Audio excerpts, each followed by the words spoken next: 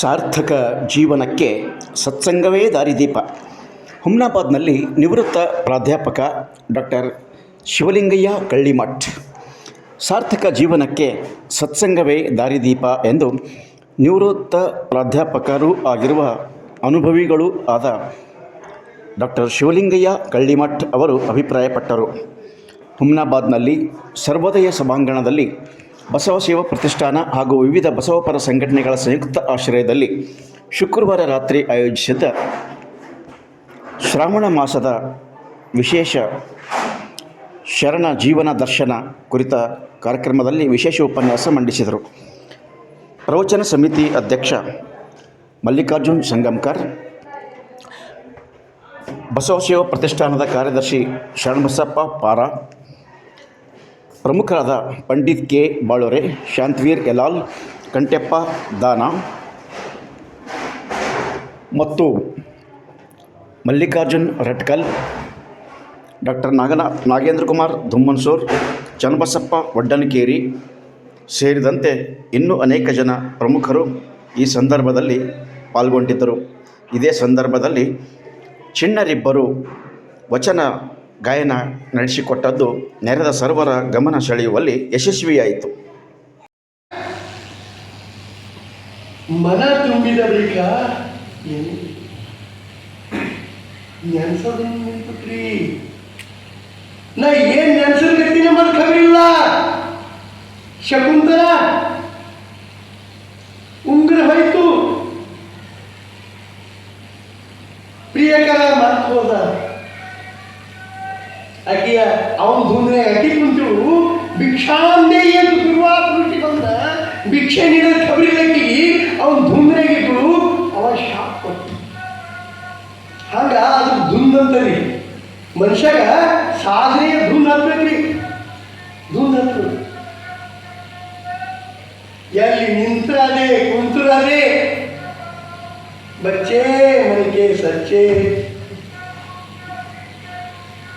ಸರಿ ಜಗಕ್ಕೆ ಹಾಕು ತಾರೆ ಅಂತೇನು ಹಾಕ್ತಾರಲ್ಲ, ಅದೇ ಹಾಕೋತ ಇದ್ದೇವಂದ್ರೆ ನಾವು ಬಾತ್ರೂಮ್ಗೆ ಹೋದ್ರು ಅದೇ ಹಾಳಾಗ್ತದೆ ಬಯಲಾಗ, ಪೂಜೆ ಟೈಮಿನೂ ಅದೇ ಹಾಳಾಗ್ತದೆ ಬಯಲಾಗ. ಅದಕ್ಕೆ ನಾವು ಯಾವಾಗ ಮಾಡ್ತೇವು, ಯಾವಾಗ ಧುಂದ ಹಾಕ್ತದ ಅದೇ ಆಗ್ತದೆ. ಅದಕ್ಕೆ ಧುಂದ ನಾವು ಇದ್ದಿಲ್ಲ. ಹಿಂಗ ಮಹಂತ ಕೂಡಲ ಸಂಗಮ ದೇವನ ನೆನೆಯಲಿಲ್ಲ. ಹಿಂಗ ಮೋದಿ ಒಬ್ಬೊಬ್ಬರ ಅರ್ಧಂಬರ್ಧ ತಿಳ್ಕೊಂಬಾರ ಏನ್ ಮಾಡ್ತಾರ, ಕೂಡಲ ಸಂಗಮ ದೇವರಿಗೆ ನೆನೆಯಂತ ಬಸವಣ್ಣ ಒಂದ್ ಕಡೆ ಹಿಂಗೆ ಪ್ರವಚನ ಹೇಳ್ತಿರು. ಯಾಕಂದ್ರೆ ನಾನು ಹೇಳಿದೆ ಗುರುಕುಳಿ ಅರ್ಜೆಂಟ್ ಅದ ಹಿಂಗೆ ಹೋಗೋದಂತ. ಹಾಗೆ ಒಬ್ಬ ಬಂದಿಲ್ಲಿ ಕೇಳಬೇಕು, ಅವ ಏನು ಮಾಡ ಬಸ್ಸಿನ ಟೈಮ್ ನಂಗೆ ಎಂಟದ ಎಂಟು ಹಾಕ್ಬಿಟ್ಟು ಹೋಗಿ ಪ್ರವಚನಕಾರ ಹೇಳ್ತಿದ್ದ, ಗುಣಗಿ ಹೇಳ್ತಿದ್ದ, ಭಾವ ತುಂಬಿ ಹೇಳ್ತಿದ್ದ. ಬಸವ ಎಂದರೆ ಪಾಪ, ಬಸವ ಎಂದರೆ ಪಾಪ, ಬಸವ ಎಂದರೆ ಪಾಪ. ಅವ್ನು ಹೇಳ್ತಾಯ್ತಿ ಅವ ತಿಳ್ಕೊಂಡ ಟೈಮ್ ಆಗ್ಯದ ಅಂತ ಬಸ್ಸಿನಾಗ ಕುಂತ್ಮೇಲೆ ವಿಚಾರ ಮಾಡಕತ್ತ. ಬಸವ ಎಂದರೆ ಪಾಪ, ಅಯ್ಯಪ್ಪ ಪುಣೆ ಹೋದಲ್ಲ ಅಲ್ಲಿ ಇನ್ನೊಂದು ಹೋಗ್ಬಾರ್ದು. ಬಸವ ಅಂದರೆ ಪಾಪ ಆಯ್ತು ಅಂತ. ಬಸವ ಎಂದರೆ ಪಾಪ ಮರ್ದಿವ್ಸ ಮಾತು ಬಂದ್ರಿ ಅದೇ ಟೈಮ್ ಇಟ್ಕೊಂಡೆ. ಆ ಪ್ರವಚನಕಾರರು ಆ ವಾಕ್ಯವನ್ನು ಮತ್ತೊಮ್ಮೆ ರಿಪೀಟ್ ಮಾಡ್ತಿದ್ದೆ. ಯಾಕಂದ್ರೆ ಹುಲಿ ಹಿಂದೆ ನೋಡಿ ಮತ್ತೆ ಶಿವ ಹಿಂದೆ ನೋಡಿ ಮತ್ತೆ ಮುಂದೆ ಹೋಗ್ತು ಅಂತ. ಹಂಗೆ ಪ್ರವಚನಕಾರರು ಏನು ಮಾಡ್ತಾರೆ, ನಿನ್ನಿಂದು ಒಂದು ಸ್ವಲ್ಪ ನೆನಪು ಕೊಟ್ಟಿದ್ದು ಮಾಡ್ತಿರ್ತಾರೆ. ಅವಾಗ ಹೇಳ್ತಾರೆ ಅವರು, ಬಸವ ಎಂದರೆ ಪಾಪ. ನೀವೇನು ಹೇಳ್ತಿದ್ದವ್ ನಾವು, ಬಸವ ಎಂದರೆ ಪಾಪ ದೇಶ ಎಷ್ಟು ಹೋಗುದು ನೋಡ, ದಿಕ್ಕು ತಕ್ಕ ಹೋಗ್ತಾನೆ ಪಾಪ, ದಿಕ್ಕಿಲ್ದ ನೋಡಿ ಹೋಗ್ತಾನೆ. ಅವಾಗ ನಪ್ಪ ನಾ ಏನು ತಿಳ್ಕೊಂಡಿದ್ದ ಏನಾಗ್ತಿತ್ತಲ್ಲ ಇದ್ವಲ್ಲ ಅಂತ. ಹಂಗ ನಾವು ಏನು ತಿಳ್ಕೊತೀವಿ ಪರಿಪೂರ್ಣವಾಗಿ ಅರ್ಧ ಮರ್ಧ ತಿಳ್ಕೊಂಡಿವಿ, ಅರ್ಧ ಮರ್ಧ ಭಕ್ತ ಆದೆವು, ಅರ್ಧ ಮರ್ಧ ಸಾಧಕ ಆದೆವು, ಅದು ಮುಳುಗ್ತೀವಿ. ಯಾಕಂದ್ರೆ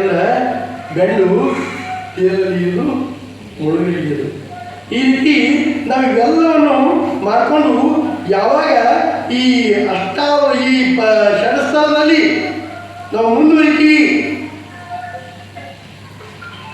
ಆ ಮುಂದುವರಿಯುವಂಥ ಭಕ್ತರಿಗೆ ಬಸವಗಿರಿಯಲ್ಲಿ ಪಾದಯಾತ್ರೆ ಬರ್ತಿರ್ತಲ್ಲ, ಆ ಪಾದಯಾತ್ರಾ ಬಂದ ಜನರಿಗೆ ಭಕ್ತರಿಗೆ ಅಲ್ಲಿ ಇದ್ದಂಥ ಹಿರಿಯ ಅನುಭಾವಿಗಳು ಪಾಪ ಹೈರಾಣಾಗಿ ಬಂದಾರ, ಮಳೆಯಾಗಿ ತೋರಿಸ್ಕೊಂಡಾರ, ಇಂಥ ಟ್ಯಾವೆಲ್ಲ ಹೊತ್ಕೊಂಬಂದು ಪ್ರಸಾದ ಕೊಟ್ಟು ಹಂಗೆ ಅನುಭಾವಿಗಳು ಮೊದಲ ಭಕ್ತಂಗೆ ಏನು ಮಾಡ್ತಾರೆ ಅಷ್ಟಾವರಣ ಕೊಟ್ಟು ಬದುಕೆಗಳು ಅದರಿಂದ ಮುಂದೆ ಬಂದು ಆತ ಆ ಷಡಸ್ಥಳದಲ್ಲಿ ಆತ್ಮಧೈರ್ಯ ಒಂದು ಛಲ ಅವನಲ್ಲಿ ಹೆಚ್ಚಾಯಿತು. ನಾನು ಸಾಧನೆ ಮಾಡಲೇಬೇಕು ಮುಂದುವರಲೇಬೇಕು ಅಂಥ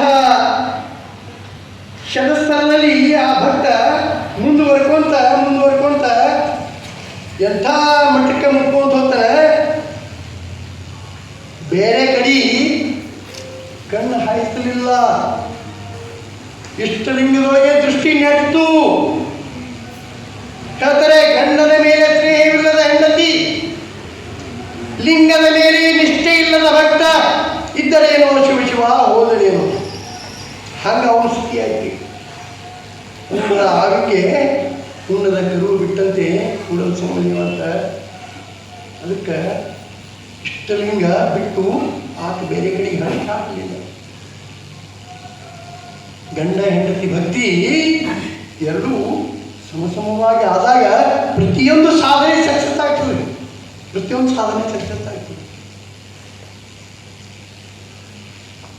ಹಿಂಗ ಆ ಹೆಂಡತಿ ಗಂಡನ ಮೇಲೆ ಸ್ನೇಹ ಇತ್ತು ಅಂದ್ರೆ ಆಕೆ ಬೇರೆ ಕಡೆ ಲಕ್ಷ್ಯ ಹಾಕೋದು, ಇಲ್ಲಾಂದ್ರೆ ಆ ಕಡೆ ಒಂದು ದೃಷ್ಟಿ ಈ ಕಡೆ ಒಂದು ದೃಷ್ಟಿ ಹೆಸರಿಗೆ. ಅದಕ್ಕೆ ಶರಣರು ಸಾಧನಾ ಪತ್ರದವ್ರು ಹೇಳ್ತಾರೆ, ಮೊದಲ ಆಸೆ ಬಿಡಬೇಕು. ಆ ಆಸೆ ಎಂಬುದು ಅರಸಂಗಲ್ಲದೆ ಶಿವಭಕ್ತರಿಗೆ ಉಂಟೆ. ಇದು ಮೊದಲು ನಮಗೆ ಇದು ತಪ್ಪಿಸಲಿರ್ತದೆ. ಯಾವಾಗ ಆಸೆ ಬಿಟ್ಟೆವು, ಯಾವಾಗ ಪರಮಾತ್ಮನಲ್ಲಿ ಸಂಪೂರ್ಣ ನಂಬಿದೆವು, ಅವಾಗ ಇಷ್ಟು ಫುಲ್ಲಾಗಿಬಿಡ್ತೀವಿ ಕೇಳಬೇಕು.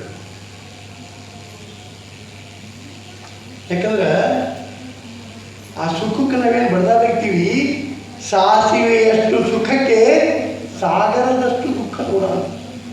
ಸಾಗರದಷ್ಟು ದುಃಖ ಸಣ್ಣ ಸಾಸಿವೆ ದಾಣಿ, ಅದರಷ್ಟು ಸುಖದ ಸಲುವಾಗಿ ನಾವು ಜೀವನ ಭರ್ ಪರೇಶಾನ್ ಆಗ್ತೀವಿ. ಅದಕ್ಕೆ ನಾವೇನು ಮಾಡಬೇಕು, ಶತಸ್ಥಳಕ್ಕೆ ಹೋಗ್ಬೇಕಾದ್ರೆ ನಮ್ಮ ಮನಸ್ಸ ಒಂದು ಹದ ಮಾಡಿಕೊಂಡು, ಹೆಂಗೆ ರೈತ ಬೆಳೆಯುವಾಗ ಯಾವತ್ತೂ ಅವನ ಲಕ್ಷ್ಯ ಆ ಬೆಳೆಗೆ ಇರ್ತದೆ. ಅವಾಗ ಮಾತ್ರ ಈ ದುಷ್ಟಶಕ್ತಿ ಅನ್ನುವಂಥ ಆಕಳ ಬಂದು ಮೈಯಂಗಿಲ್ಲ. ಹಂಗೆ ನಮ್ಮ ಶರೀರದೊಳಗೆ ನಮ್ಮ ಮನಸ್ಸಿನೊಳಗೆ ಇವು ಯಾವ ಬರೋದಂಗೆ ಅವಾಗಲೂ ಜಾಗರಣೆ. ಈ ಶಬ್ದ ಭಾಳ ಚಂದದ್ರಿ. ಅವಾಗಲೂ